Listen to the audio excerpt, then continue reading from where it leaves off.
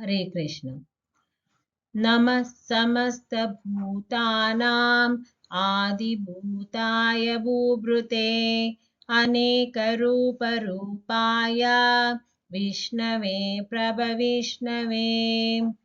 ಇದರ ಅರ್ಥ, ಸಮಸ್ತ ಜೀವರಾಶಿಗಳಿಗೆ ಆದಿಕಾರಣನಾದ, ಭೂಮಿಯನ್ನು ಪೊರೆಯುವ, ನಾನಾ ರೂಪಗಳನ್ನು ತಾಳುವ, ಸರ್ವವ್ಯಾಪಿಯಾದ ಮತ್ತು ಎಲ್ಲರಿಗಿಂತ ಶ್ರೇಷ್ಠನಾದ ಶ್ರೀ ವಿಷ್ಣುವಿಗೆ ನನ್ನ ನಮಸ್ಕಾರಗಳು.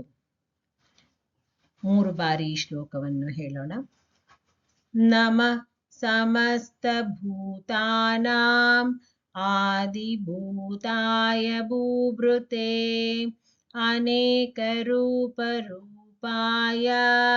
ವಿಷ್ಣವೇ ಪ್ರಭವಿಷ್ಣವೇ. ನಮಃ ಸಮಸ್ತಭೂತಾನಾಂ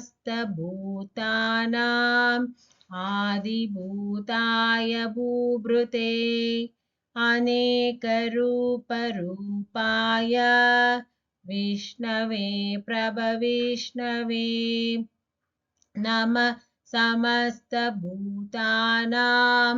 ಆದಿಭೂತಾಯ ಭೂಭೃತೆ ಅನೇಕರೂಪರೂಪಾಯ ವಿಷ್ಣವೇ ಪ್ರಭವಿಷ್ಣವೇ.